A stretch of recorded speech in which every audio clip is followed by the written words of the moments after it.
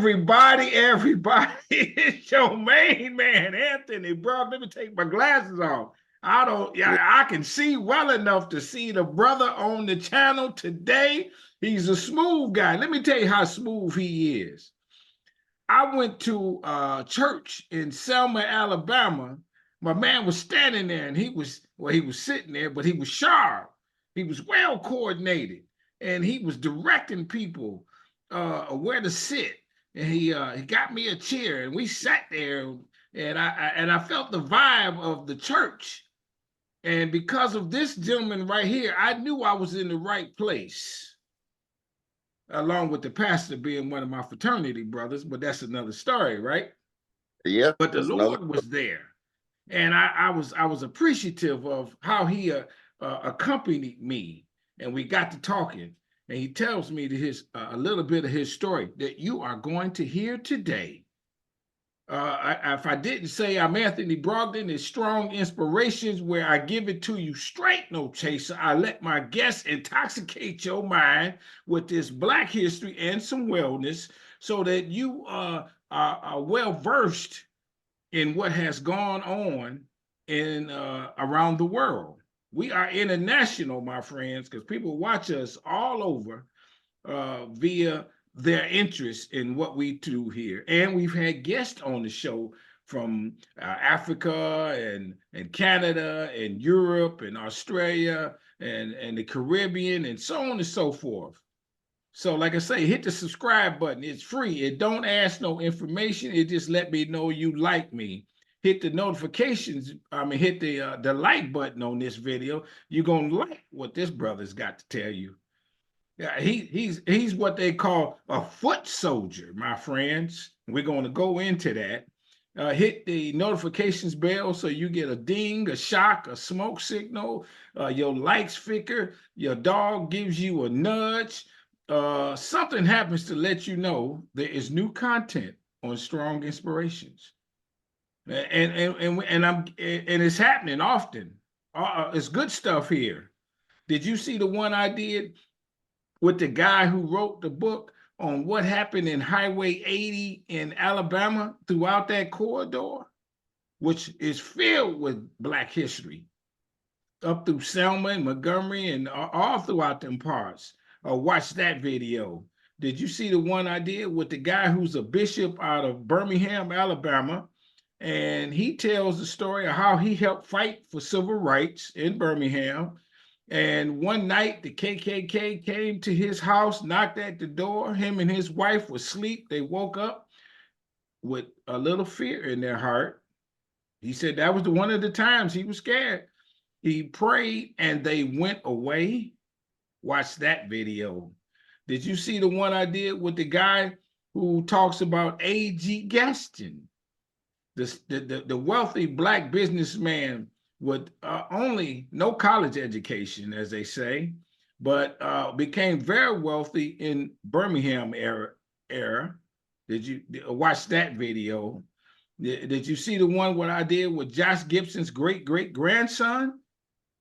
Watch that video. Just all you got to do, my friends, is go down the list where it says video on the channel. Pick out one. Watch as much of it as you want to. You can move the cursor. You kids and teachers and educators in them schools, let them kids see this. Like the one that talks about what Black folks went through to gain an education, the threat that they were under, and how they happened, and then go on to college. It's all here on the channel. This is my ministry, my friends. This is my way of keeping it alive. And it's because of people like this gentleman who come on my show. He was ready. I called him. He said, "Man, I'm sitting at the computer right now. I'm in the zone." And then that happens because people want you to know this. So do that, my friends. A couple of housekeeping things on my note. Y'all, I'm sure if you've been watching me, you know I'm a filmmaker. This is the documentary I've done titled Business in the Black, The Rise of Black Business in America, because I did not know there were enslaved Black folks who owned businesses. That tripped me out. And when I found out that, I said, I'm going to put that in a movie. And here it is. It's streaming on Amazon. I even took it to his, not Selma, but Montgomery. I had a showing in Montgomery and throughout America. And then I wrote this book on it. It's titled Black Business Book. It talks about that, but so much more. You got to get you a copy of this book. It's reasonably priced because I want them out of my basement and into your home. And you to share this with your kids. You read it with your friends in the barbershops and everything. I don't add no commentary. I let these facts stand on their own merit. So get you a copy of this. And one more, I wrote a children's book on it. How about that? Where I got 30 Black business owners who lived in the 1800s. It's titled They Did It. And my books are on my website, businessintheblack.net. They're also on Amazon. The movie's on Amazon. Go to the website, though. You get an autograph there, and you see all that I'm doing. I'm speaking around the country. I'm sharing this information, and I'm excited to be able to do it. Now, you hear me use this term strong a lot. Strong is my favorite word. Strong stands for strength, tenacity, resilience, and a sense of oneness, nobility, and grace. And that is my introduction to my guest today. He's a strong soul, brother. Come on, man. Thank you for being on here. Introduce yourself. Let's get it on. Yeah, my name is Kirk Carrington, Sr., born and raised in Selma, Alabama. Was a part of the movement in Alabama, Selma. Considered one of the foot soldiers of today. And during that time, I was at the age of 12, 13 years old. We marched to Selma to Montgomery. And that's how y'all got the right to vote. That's right. Let me stop you right there, though. We're going to get to all that. I got to ask a couple questions about you. You alluded to it. You were born in Selma. Were you born in a Black neighborhood? Is there a white neighborhood? Or did you know white people? What was that like? Yeah, I was born in a Black neighborhood. During that time, Selma was 60% white and 40% Black. We were Blacks. You knew what the Blacks was because we lived in the project, which was known. We called it the brickyard, and we knew white people because the supermarket we used to go to was all white, and you go in there and you buy stuff, and like back then, when you were in the supermarket, they would watch you. They'd watch you the whole time you were in there. So if you touched anything, you had to buy it. If you touched it, you wasn't, whether you wanted it or not, you had to buy it. All right, let me ask you this: where did the white people live? Was it on the other side of some railroad tracks? White people lived on the other side of town. You knew when you was walking around or anywhere you went, you would know where your boundary was when it comes to Black and white. Up or downtown, across town, in the city was just divided that way. So you knew the boundaries. What about us? Go ahead. I'm sorry. Yeah, you knew the boundaries where you could go or where you couldn't go, because you weren't allowed to walk around in white neighborhoods. It just anytime you got caught in a white neighborhood, you better believe the police are gonna pick you up. For what? For walking in a white neighborhood. Is there a law for that? It was then. Were you afraid of white people? No. As a kid growing up, your parents teach you those things that these are people you don't you look away from. It's like when you see a white person, if you walking down the street and a white person walking towards you, you get off the sidewalk or you get off where you're walking, and you put your head down. Oh my God. Really? You could not look them in the face. Now And hold we on. were That sounds like something that I'm going back to the 1800s and Jim well, Crow. it, You ain't it that old. You talking not about in the 30s, no, in the 40s and 50s, it was still like that? in the 40s and the 50s, it was still that way. You weren't allowed to look a white person in the eye. And if you're walking on the sidewalk where they're walking, you get off and let them walk, and you put your head down. And when they walk by, Okay. How about this? Did the school that you went to, I'm sure it was the all black school, wasn't no white it students. was all black students. That we were all black school, and there were all white school about 10 blocks over from where we were. That's this broad street in which Main Street in Selma divided the blacks from the whites. When you were in school, were your teachers black? All my teachers were black. Did you get books from Well, white students? well educated, yes, sir.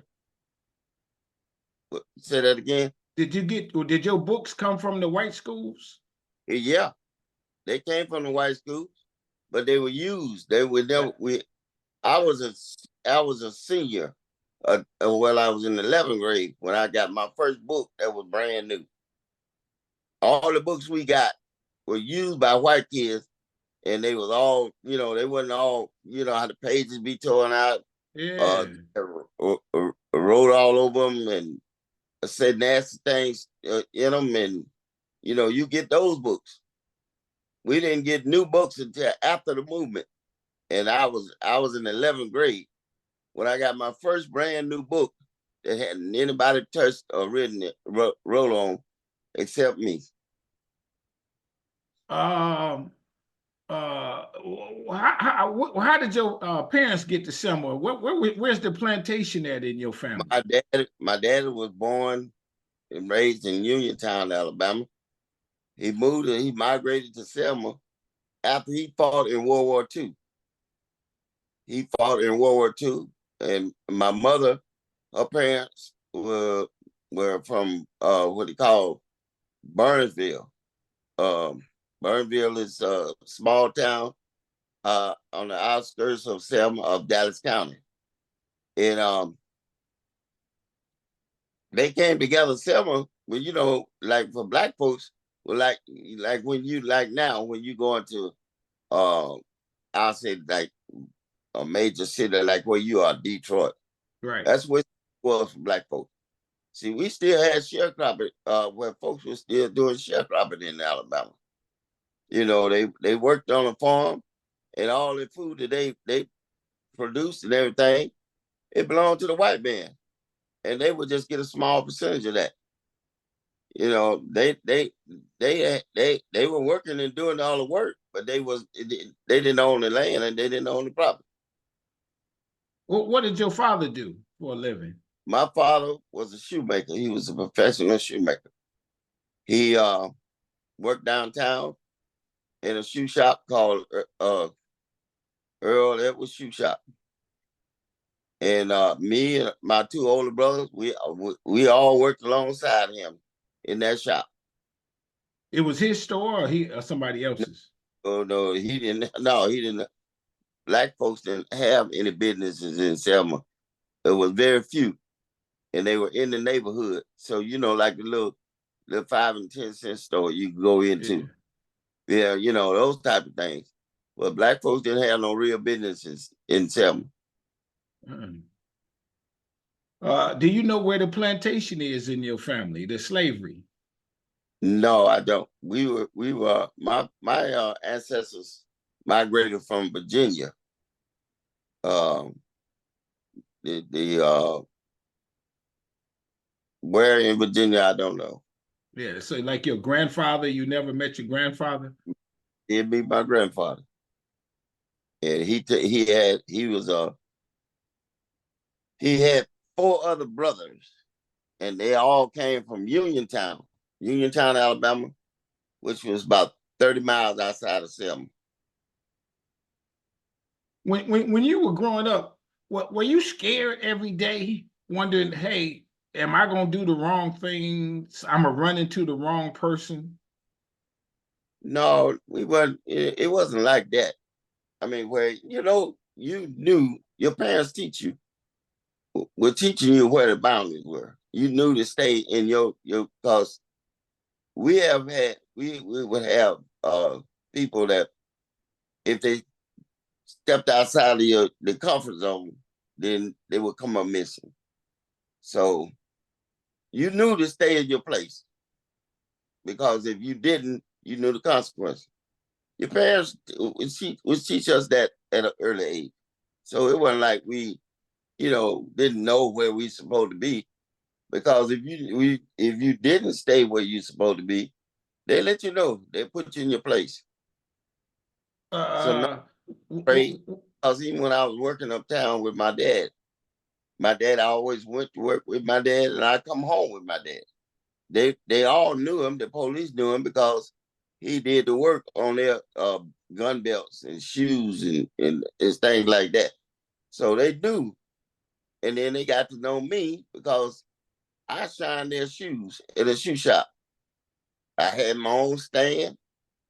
Well, it wasn't mine. It belonged to a white man. I just shined the shoes in there.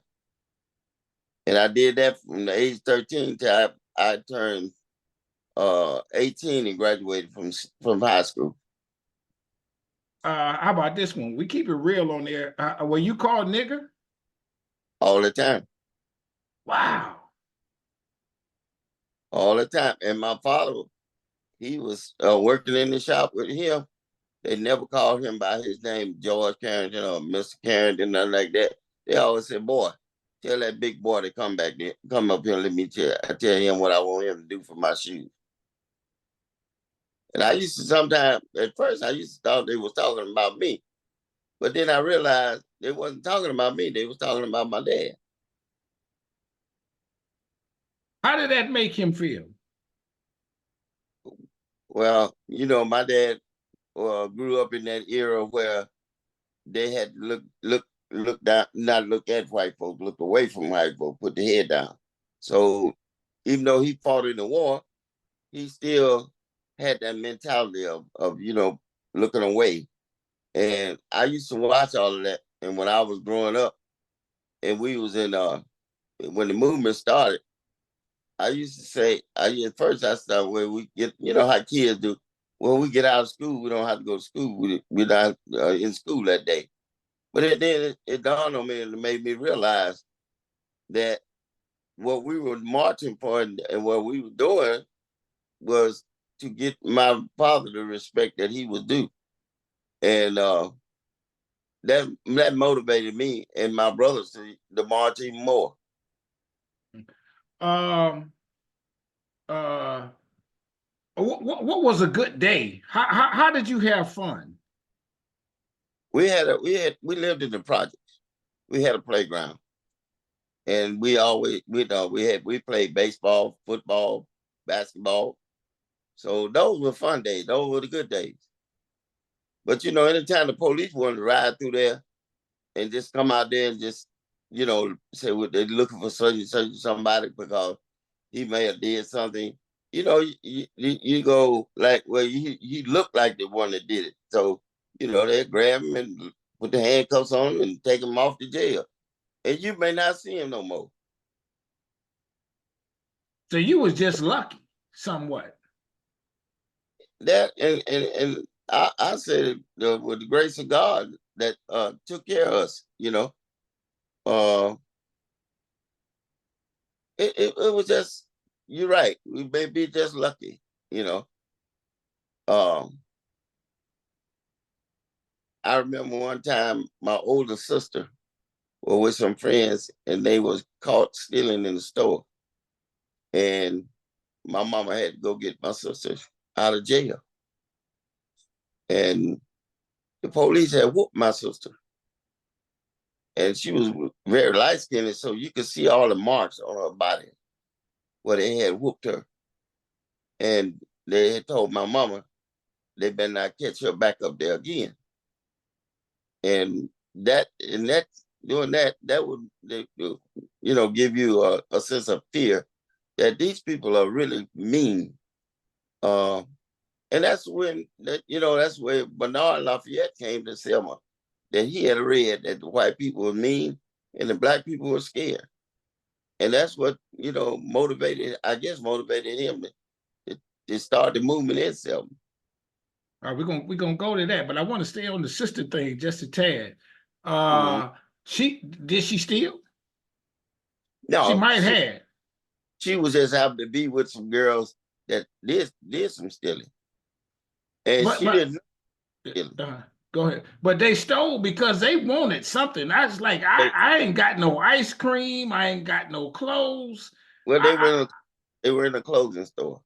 So evidently they had saw something they liked and they wanted to get it. And see, back then they had no cameras and nothing. But they didn't realize that those white people would watch any black person that come in a store. The whole time you're in there, they're watching you. And they thought they could steal their little blouse, whatever it was they were trying to steal, and get away with it. when did you talk to your sister and ask her how did they whoop her? Yeah, she told us, she said, because that's all she would say. She said, they just beat me. But then she was telling my mama, they just beat me. And they beat me to tell them who had stole the item that was stolen. And she didn't know because she did not see them steal it. So she was wondering why they kept beating on her. And I think because of the fact she was so light-skinned, the reason why they beat her, because they wanted to make her tell the story of who was the one that actually stole the item. But come to find out, neither one of them stole the item. They were just in there walking around. The white woman that accused them of stealing uh, told the police that they stole something simply because they were walking around in the store. Wow. Those type of things would happen because it you learn at an early age. Your mama always tell you, keep your hands in your pocket. That way they won't accuse you of anything. And that, I mean, it was after the 60s in the civil rights movement that you could go in a department store and just walk around and put your hands on things. I got a couple more because this is killing me, man. As a lighter skinned person I am, and you talked about your sister, did light skinned people have a little bit of advantage? No, if they knew you were black, it didn't care, make no difference how light your skin was. Because my mother look. If you saw my mother, and I got a picture of my mother to show you, she looks. Yeah, yeah. If you got a picture there, let's see it. Yeah. My mother looks. Yeah, and you got a picture of your father. Let's see it, please. Every bit of her like a white woman. This is a picture of my mother. Oh, okay. Okay. If you see, Yeah. she passed for a white woman. Um, she's got black hair, so I think that kind of throws it off. Yeah, but that's an older, when she was at Yeah, yeah, yeah. old age, but when she was a young woman, she looked a bit like a white woman. How about this one? Did kids tease you? Because I got teased. The yellow jokes and stuff like that. Did kid tease you about your mother? Is that when they play the Uh, dozens? Did they you know, tease you? black kids do. They tease each other about, this stuff about your mama, and they things Yeah. like that. We didn't have no interaction with white kids, so we didn't have that problem. Mm.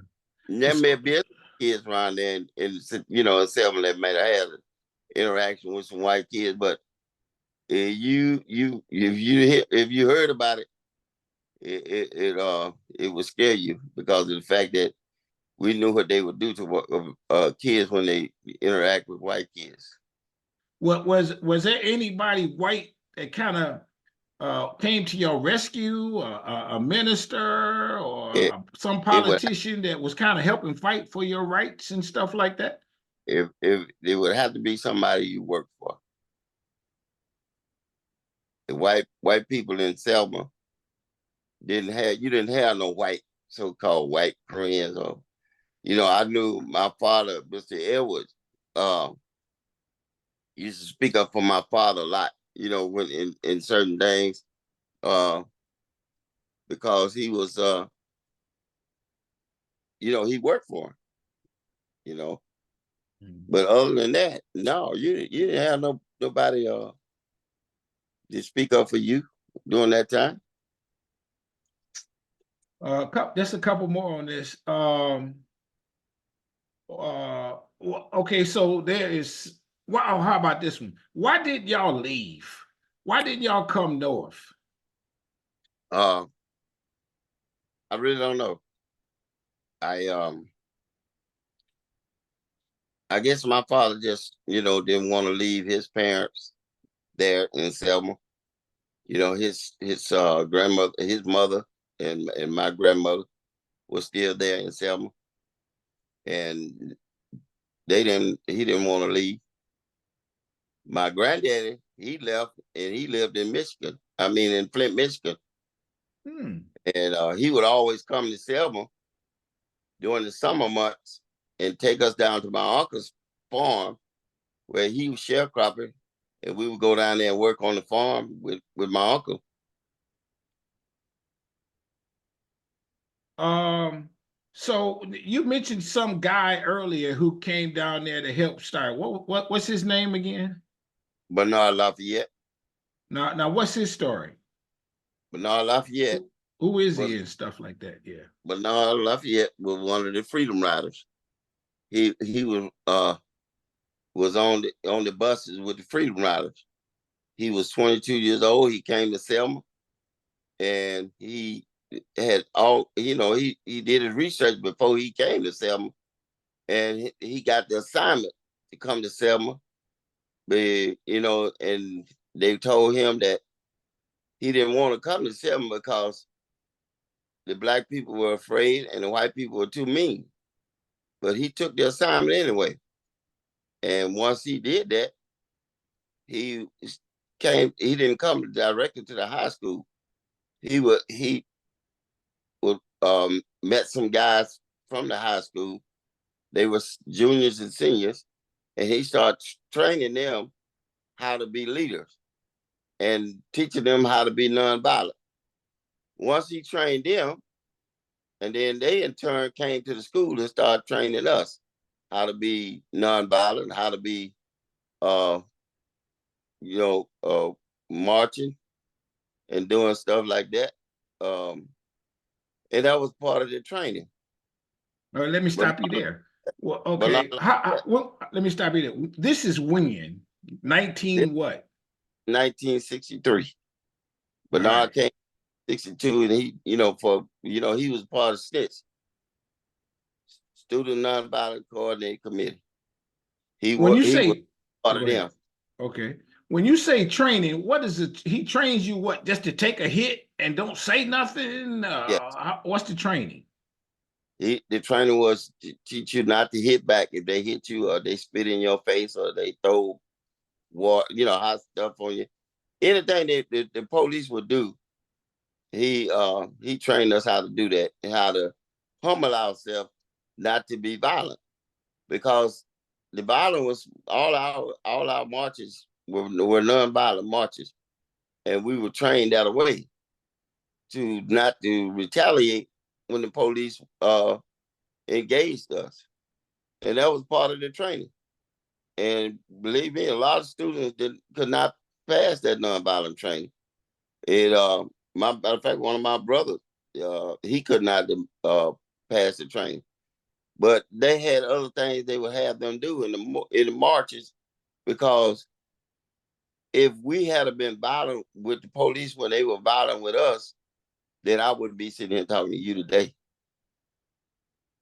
So, in short, that was the best strategy. It was. So when people talk about the difference between Martin Luther King and let's say Malcolm X, Malcolm Mhm. X couldn't have been the way he been down in the South. He'd have been killed instantly. Oh yeah, definitely. You would have saw him hanging from a tree somewhere.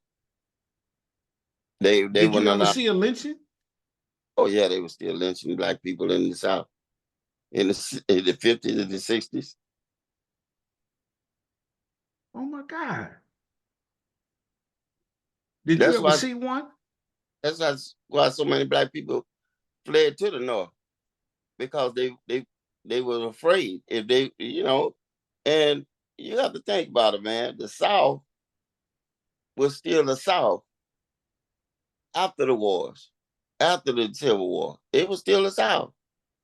They still, black people didn't have their freedom as so called, uh like like they did in the North.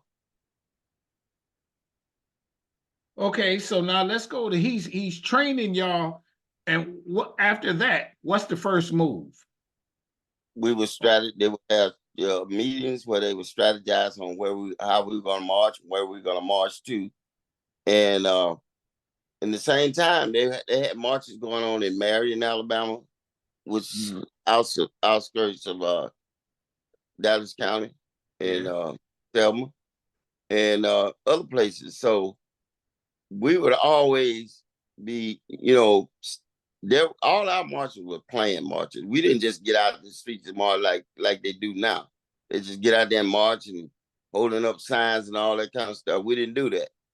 We knew when we were going to march, what time we were going to march, where we were going to march to, and whenever we leave the school, getting out of school, marching from the school, we would go where the older students were leading us, because, and like I said, I was just 12, 13 years old, just getting to high school. And the older kids always led the march. I've heard that back in those days, they wanted the students to do it, not the adults, because the adults were afraid they would lose their job, Exactly. uh, or they would get a better whooping or whatever. That's the case? And so the That students were the ones that had to step up. the students had to be the one to do the march and make the movement, because you got to understand, all of the black people during that time worked for somebody white. If you were caught out there marching or demonstrating or doing whatever, they will not only you would only lose your job, you may lose your life, because they didn't allow the adults to do that until, I would say, we started having adults when they were coming from the North, and then you had some that were, didn't have jobs working for white people. They participated, and that wasn't until like 64 to 65. You remember? You may not know, but just like Bishop James Reed, he was a bishop that came from the North with another bishop, and he marched with us in the movement, and he was killed by some Ku Klux Klan members. Yeah. Did your parents tell you not to march? Were they? No, no, well, my mother, she worried about us, because there were one time when I was marching, and I got uh, put on. They put us on the bus, took us to Camp Selma, where they would hold us, and they held me for 3 days. My mother didn't know where I was. She thought they had taken me and killed me, and so she told me when I came home, she said, "I'm not gonna let you go out there anymore, because I can't take you, something happened to you." And I said, "Well, Mom, I got to go to school." And she said, "Well," she made my two older brothers, promise her that they would watch over me, make sure that nothing happened to me while I was out there. Okay, now your first march, what happened? Y'all meet in the courtyard. do y'all dress up a certain way? Do you have signs? Are y'all chanting some songs? How does that We look? we were doing songs. We the word would go through the school, say we marching today. We didn't meet up nowhere. We just all went to our classes just like we always do. And then they would come in there, come through the halls and say, hey, we're marching today. We're gonna march today. We would march, leave out of the school. We would be singing, ain't gonna let nobody turn us around. Oh, We really? Okay. huh? Okay. And those are the songs we sang marching from the school. We would march down what we call First Avenue all the way to Broad Street. And from Broad Street to Tabernacle Baptist Church. Tabernacle Baptist Church was where they had the very first mass meeting. And that's where we were marching. That's where I got my training from, at Tabernacle Baptist Church in the basement of that church. What happened when you marched? Did the police finally catch up and say they marching or Well, the very first day, the police did, didn't show up because they didn't realize that we were marching and what we were doing. When they realized and recognized what we were doing, then they showed up every day we marched. And they beat us, and they would take us, load us on buses, take us to various camps. We might be 10 miles out of town, 20 miles out of town, 30 miles out of town, wherever they take us, wherever they wanted to take us. And they held us. As long as some kids was kept for anywhere from 1 week to 2 weeks, with the parents not knowing where they were, what camp they were in, none of that stuff. My older brother, he spent a week in a camp. We didn't know where he was. when they And said this, we're gonna march? Did you get scared, or you just had the God got in you, or what happened that made you not? That you know what I'm saying? man, look, when we started marching, we had no fear. We knew God was watching over us, and we just trusted the Lord to keep us. And all our marches were spiritually led. We if you notice, whenever we marched, we would march to a church. We would gather at a church.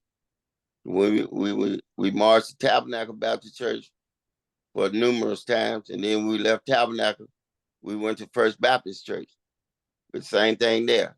When we left First Baptist, then we went to Brown Chapel Church. And the reason why we went to Brown Chapel, because it was located in what they call the brickyard, the hood. It was located in that area, and we felt safe there. But we were always spiritually led. I mean, God just, we knew we had a purpose, and what our purpose was. That's why we sang the song, we ain't gonna let nobody turn us around, because we knew we was doing something not just for us, but for all our parents, our teachers, people we looked up to, and when people ask me, well, who was your hero during the time? And I always tell them my daddy was my hero, because my daddy believed in us, and he didn't deny us from doing what we were doing. Is there one guy who's a student that kind of was the leader of the march, that did the talking and was in the front or something like that? We had Charles Bonner.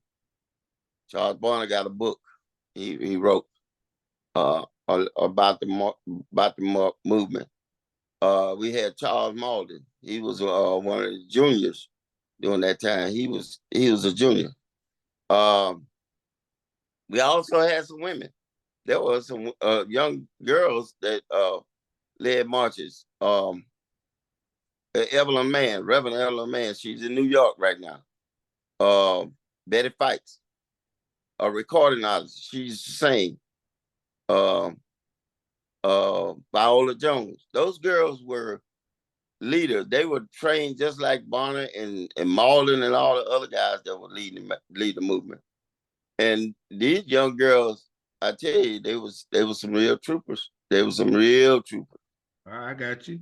All right. They, So let me ask you this. So y'all marching, do y'all get to say what we're marching for? How did they know what y'all was marching for? Did y'all get to say we tired of this to somebody on a bullhorn?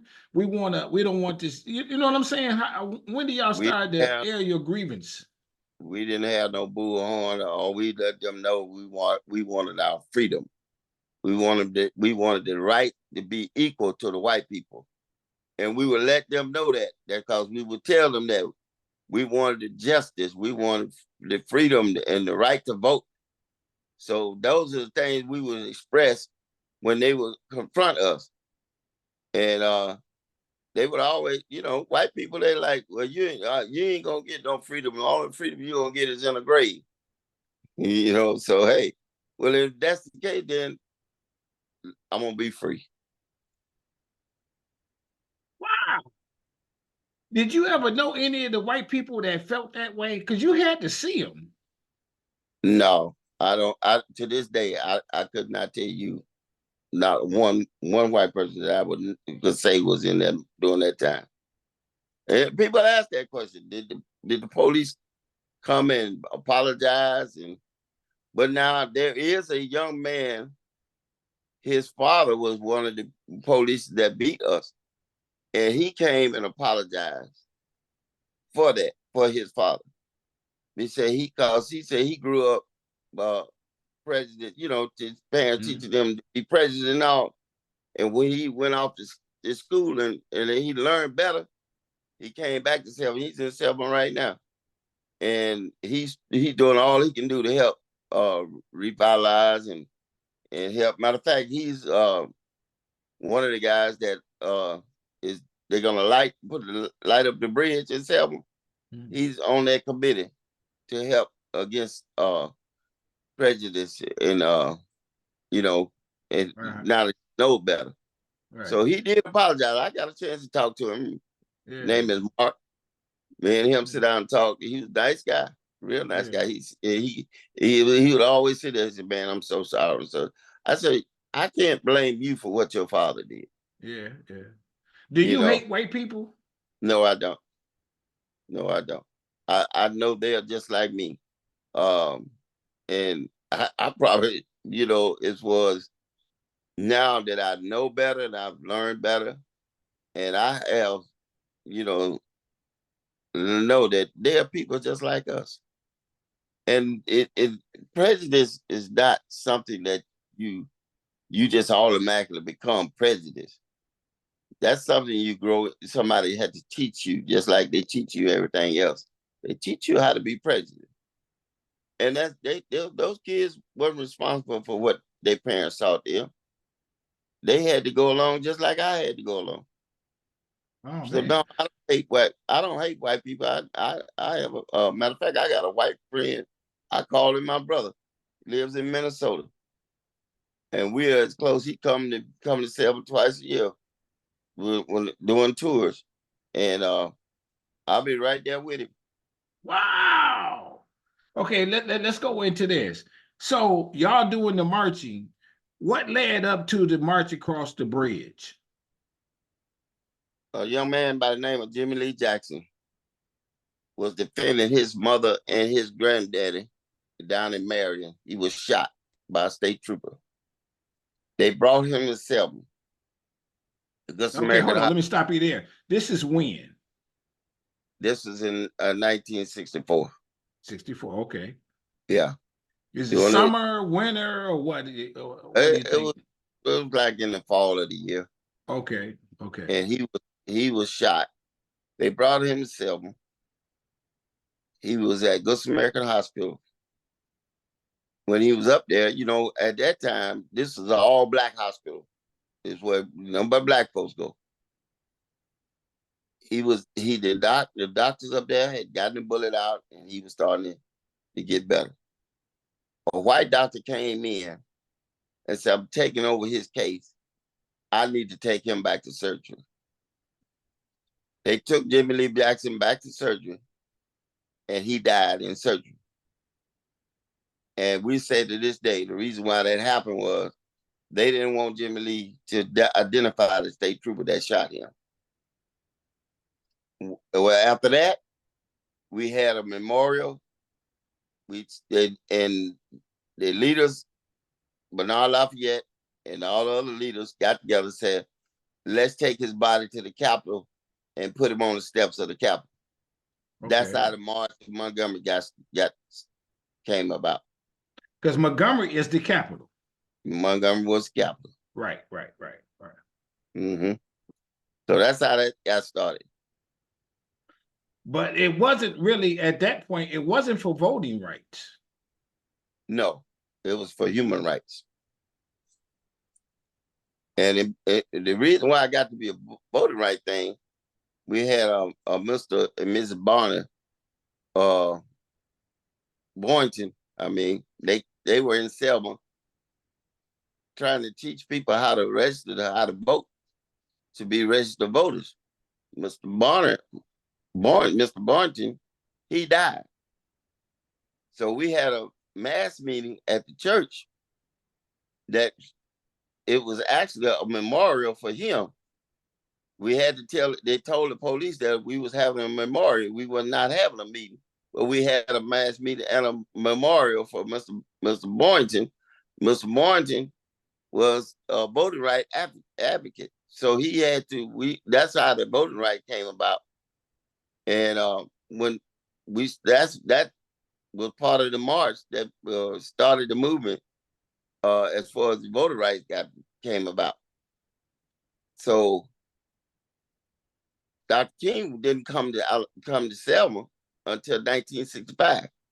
He was not on the bridge on for Bloody Sunday. Dr. King was in Birmingham in jail. Okay, I did hear that. Okay, let me say that. Okay, so y'all decide to march. What's the weather like that day? And y'all start on Sunday. It was in the fall of the year. And because you got to realize we are in school. So the school is in the fall. Except from September to May, we're in school. Right. So everything, was planned and centered around that. Right. In the summer months, we didn't march as much because it was too hot. So all the marches were well planned in the summer months. Okay. But in the fall of the year, when school is back in, we were marching more and more. And during that time, so that's why when you heard the saying about Turnaround Tuesday, that's the march that Dr. King led to the bridge. He led that. I ain't heard that one. What's that about? I ain't heard that one. Turnaround Tuesday? Oh man, we marched from down Chapel Church down to the bridge, just like we did on Bloody Sunday. We got to the bridge. Dr. King said, asked the permission to go to Montgomery. They said, you cannot go. And they said, so we was all standing around in there. We said, they ain't gonna beat Dr. King. They ain't gonna beat Dr. King. And sure enough, he kneeled down. They said a prayer like they did when we went on the bridge on Bloody Sunday. And we everybody stood back up, and we turned around and marched back to the church. Okay, hold on. All right, let me ask you. So hold on. Let's go back to the other so that I'm clear and everybody's clear. So y'all march that Sunday. Why Sunday? I don't know. I mean, it was just another day to march. All right. So y'all decide we're gonna march. Did y'all have Jimmy Lee's body in a casket go on your way to Montgomery on Bloody Sunday? No, we didn't have his body. His body they had buried him. But they was talking about, since we could not take his body, we were gonna march to Montgomery get voting rights and equal rights. I got you. So we didn't actually have his body. I got you. They had his funeral. They funeralized him at his funeral, but we were still. That was our motivation to go over there. I got you. So now, y'all, how many people in the march on that Bloody Sunday? It probably about 600. How did John Lewis get involved? John Lewis came from Troy, Alabama. And he was also, he was also a member of Dr. King's staff. Okay. You gotta realize John Lewis, Abernathy, all those people were what you call soldiers for Dr. King. Same as Bernard Lafayette. Okay. Okay. So when they came because of snitch. They was a part of snitch. Okay. Student coordinating committee. They were all part of that. So he was in the front. He was in the front. Where are you standing? How far back are you, do you think? I was not on the bridge because they always put the younger kids in the very back. So if you're marching 2 by 2, the line may be anywhere from 2 miles to 2 miles long. I got you. See, so they put us in the back because they wanted to keep us out of harm's way. But we still was in harm's way because when the police started chasing us on them horses, they had horses. They chased us down. I was knocked down by a trooper on a horse with a table leg. He hit me across my back. That's why my back ain't no good now. I'm having trouble with my back. Damn. Yes, sir. He hit me and knocked me to the ground. He turned that horse around. He was coming back at me. But I get the adrenaline in me. My friend that was with me, he grabbed me and said, man, come on, man, because he's going to kill you. Come on, man. And he grabbed me and he said, come on, man. And I got up and I started running again.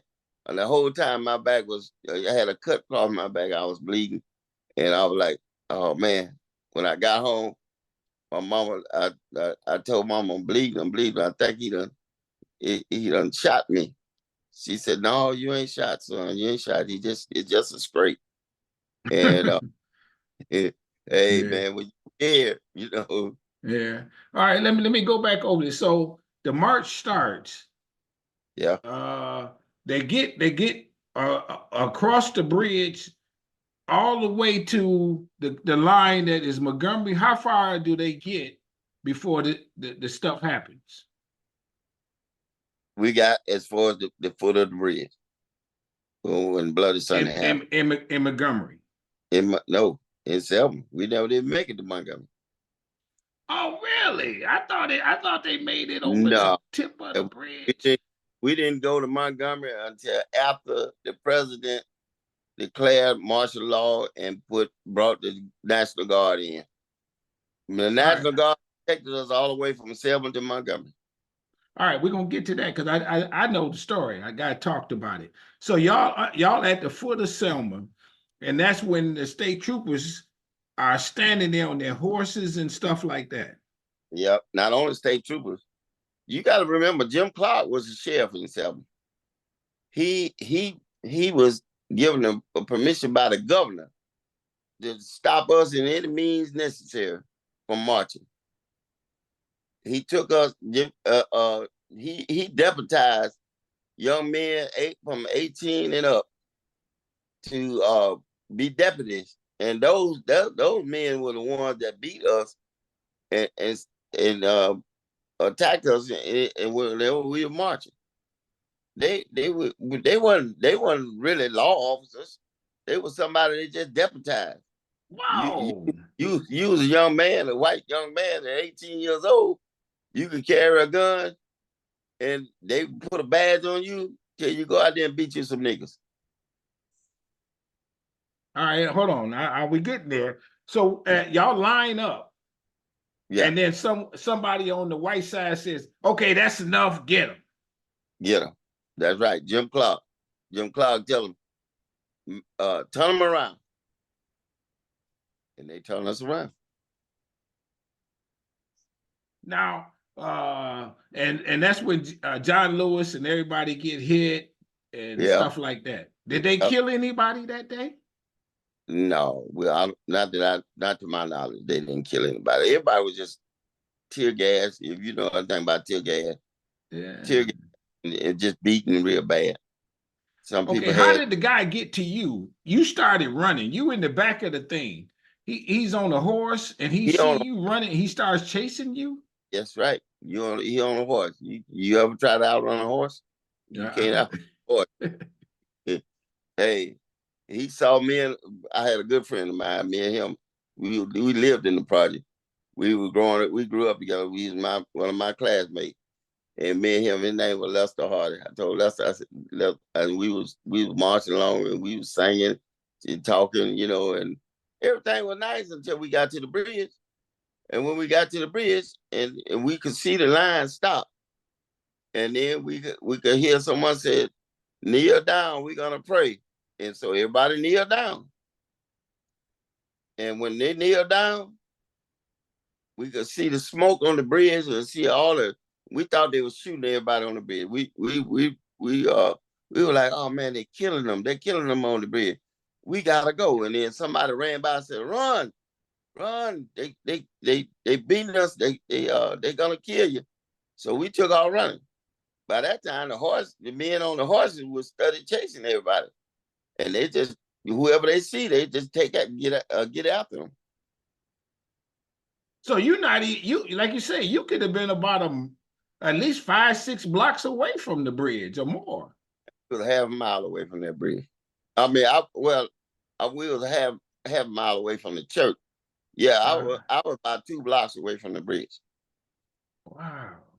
All right. So we could see the smoke, and the smoke actually was tear gas. We didn't know that. Yeah. And when we see that smoke, we were like, "Oh man, they killing them on the bridge." You know how you see you can hear pop, pop, pop, pow, pow, boom, Yeah. and we could hear that.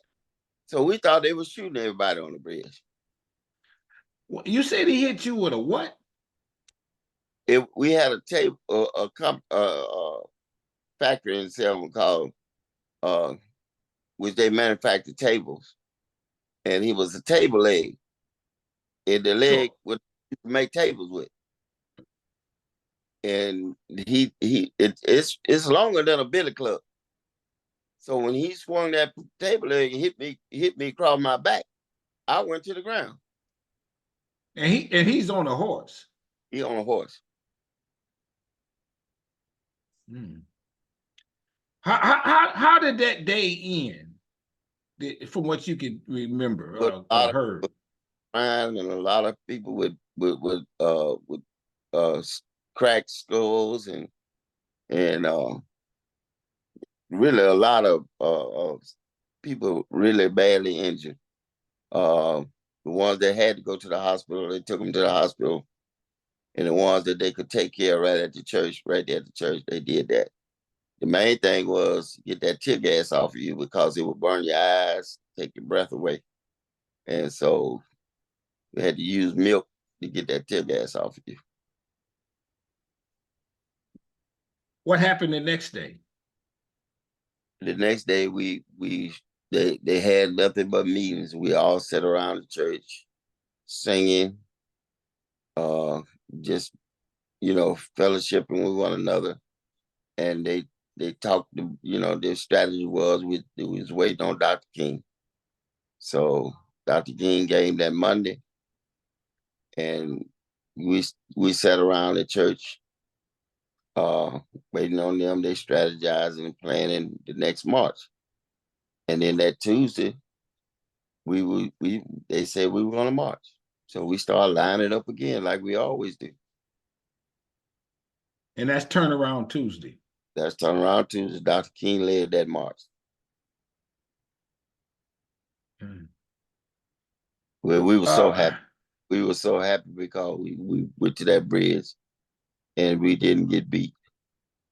But you have that fear in the back of your mind that we're going up here one more time. And the Lord had to be with us. And he was with us. He kept us safe that day. And we went on back. And then later on, we found out that Dr. King had some lawyers in Montgomery. I think you heard about the lawyer in Montgomery that had gotten permission from the governor and to give us permission to march from Selma to Montgomery. That's when the president sent the National Guard to Alabama.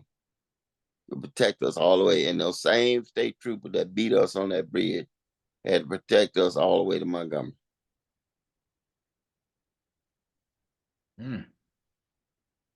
And they call you a foot soldier because of this. Yeah.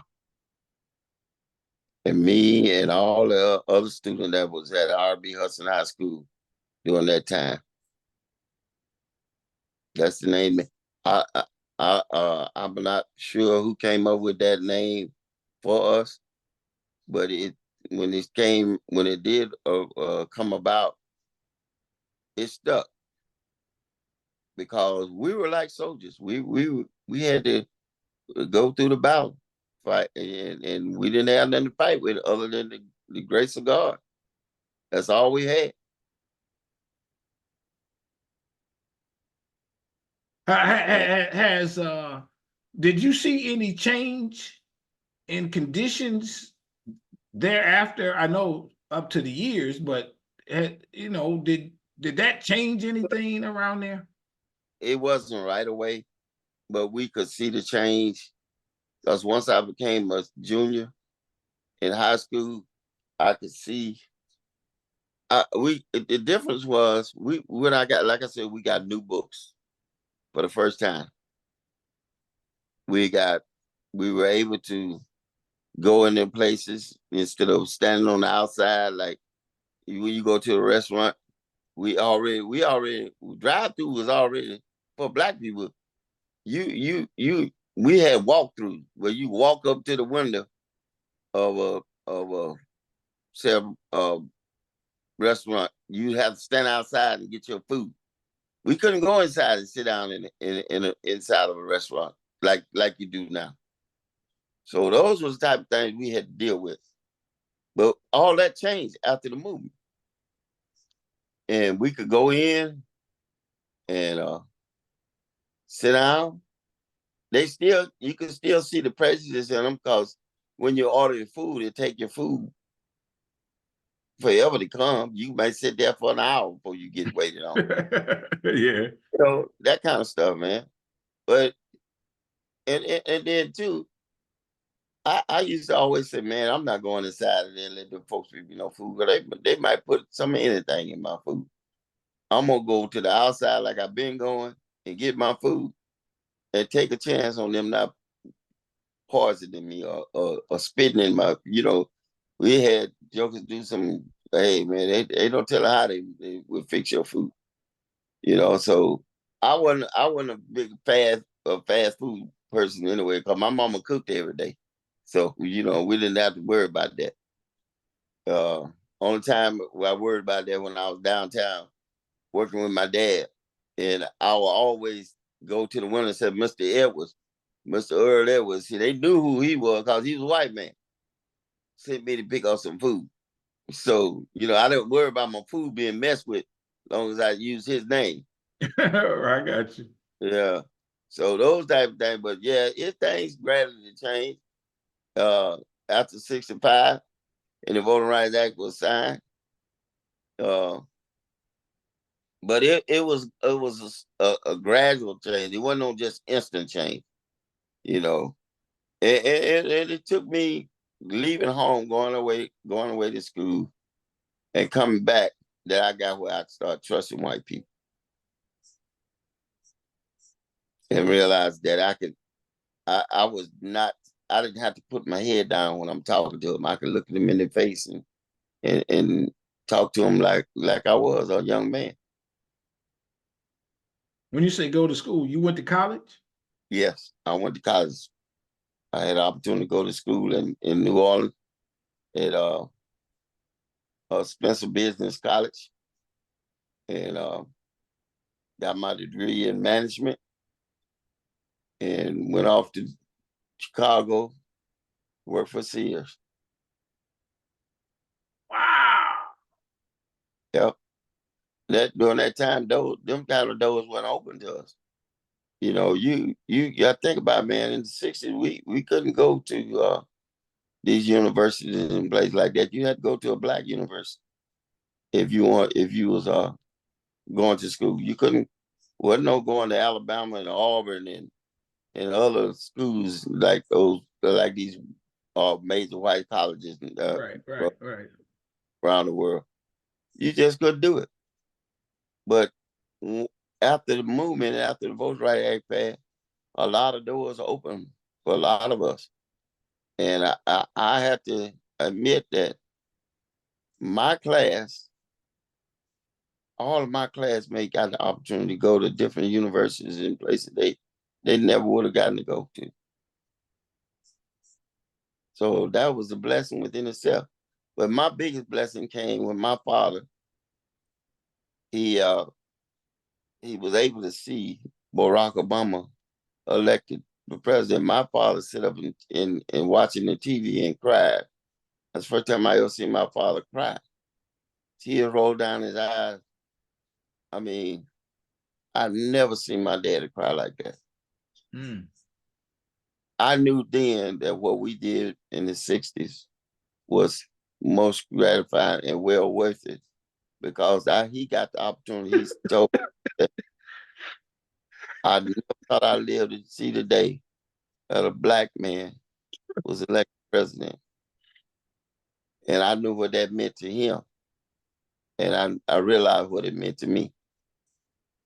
Mm. But my father was my hero. I couldn't buy my father was my hero. I looked up to my dad because he was always there. He was always there. He took care of us. He fed us. He had 9 children, and he was making $1.25 an hour, but he fed 9 children. We never missed a meal, and all of us got a degree, went to school, and got our degree.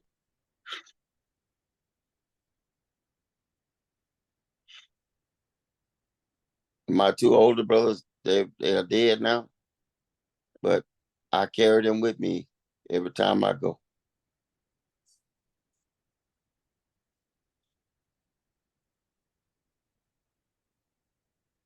And I saw on your business card you do tours now, right? I do. I did one yesterday. And what do you tour? What do you take people to all the I, churches and the sites all, and stuff like all, that?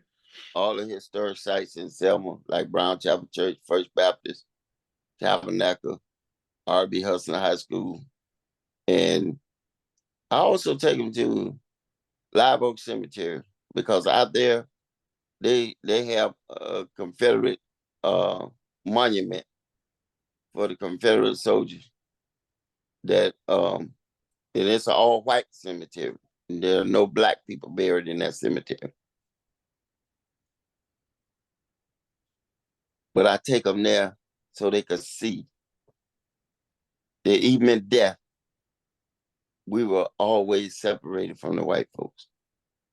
Mm.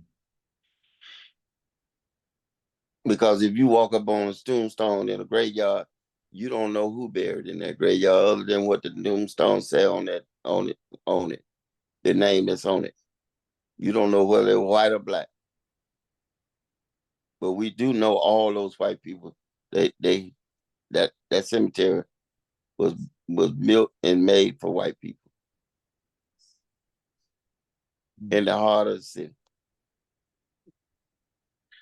As we kind of come to a close, the Selma, when I was there, I saw a lot of black people. They was having signs running for judge. Have y'all had a black mayor, a black sheriff, any of that kind of thing? Matter of fact, my classmate, Remisa Perkins, her brother was the first black mayor. He was part of the movement too. He was a young boy. He was I would say probably about 10, 11 years old.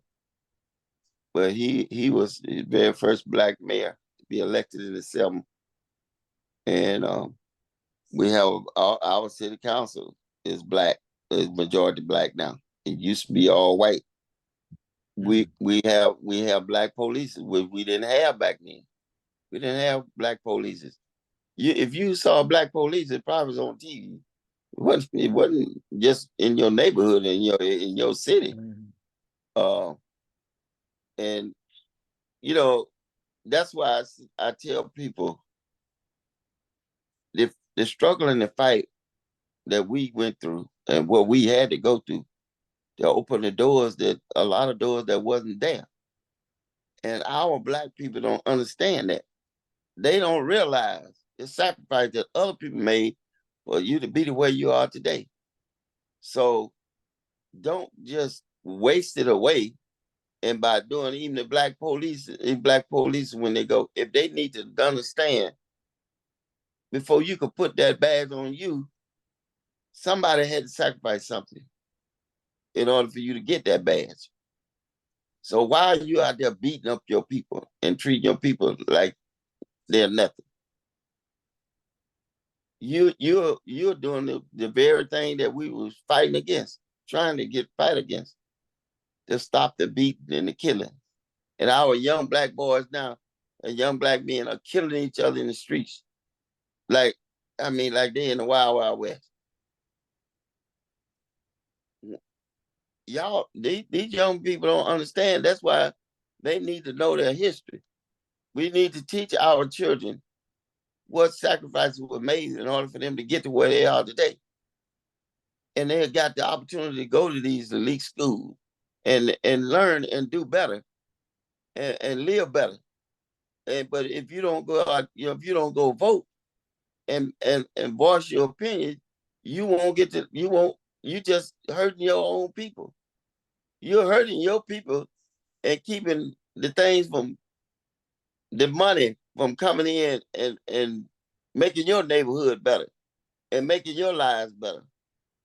We got to stop the killing and stop misusing and abusing one another, because I worked hard for everything I got. And I'm sure you work hard just like you're working now. We got to learn how to respect one another and treat each other like brothers and sisters the way we should. Everybody that's in that was in that movement back then. All of us, we still communicate with each other. That's why we had a foot soldiers breakfast. That foot soldier breakfast is like a big reunion. We come together, we talk about the good old days and talk about where we are in our life. Talk about our kids and grandkids. I have 3 children. I raised all 3 of my kids, never been to jail. My daughter is a doctor, has her own practice in the state of Georgia. My other daughter, she's a real estate. She pretty much almost had her own business. My son's an engineer in Maryland and Baltimore. And my kids are doing what they're supposed to do. And I got 9 grandkids, and I teach them the same story I taught my kids. There was a sacrifice made for you to be where you are. I got a grandson over there in Auburn, Alabama. They didn't allow Black kids in Auburn, but he's over there playing football for Auburn. I got another grandson going to Georgia, playing football for the University of Georgia. So, I'm happy and satisfied that I know what I done have made this possible for them. Because if I had not done it, they wouldn't have that opportunity. I got you. God had his hand on you. He did. He still do. And all the people that were with me during that time. Because like I said, we talk to each other and we get together and we talk about our kids. And I don't know none of my friends and classmates that their children are not doing well in life. Wow. Everybody, this is Strong Inspirations. I told you you're going to like this. He made me cry. I don't cry often on these interviews. He did it for strangers. Put his life on the line. At the age of 15, 12, 13.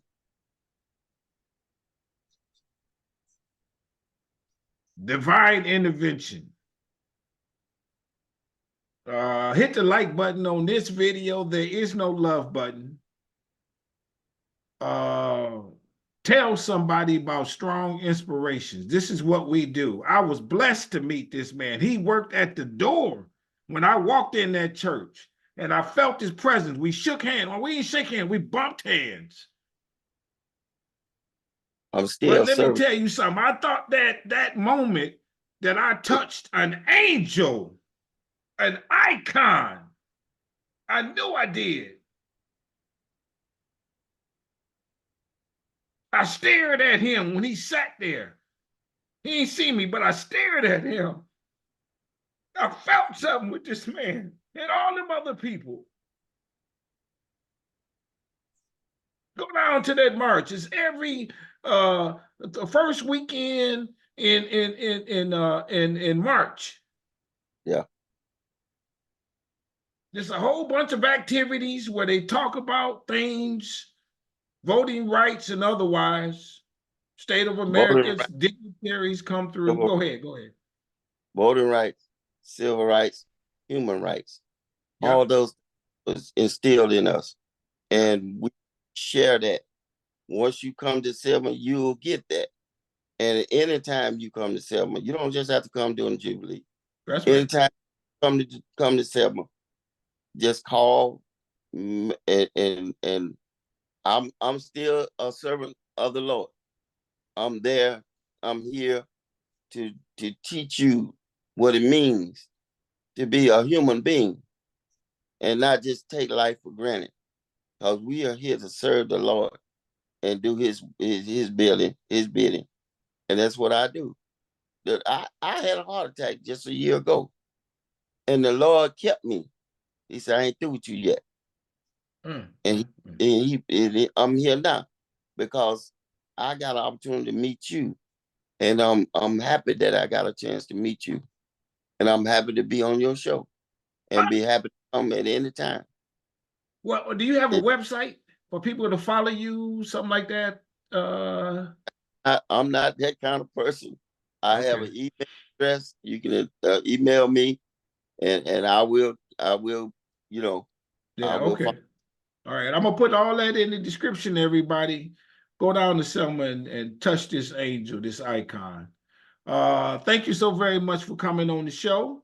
Thank you for having. I truly, truly appreciate it. Yes, And I say this with all I have, that I want you to stay strong, stay safe, stay on your grind. I love what you've become, man. thank you, thank you, I can feel it. I love that. thank you. And you moved me. You made me a better person. I Yeah, got to go out and do more. yeah. You And did we more. all have to, man. We got to do our part to make our people better, man. Because just think when the strong, only the strong survive. The weak fall to the wayside. We are those people. We have if you go back through our history, all our people are survivors. We know how to survive, but we have to do it together. We can't do it individually. We got to do it together, and we got to do better by each other. There you go. That's the last word. Thank you so very much. Thank you, man. All right. Love you. Love you too. Take All right. care. All right. Bye bye. Bye.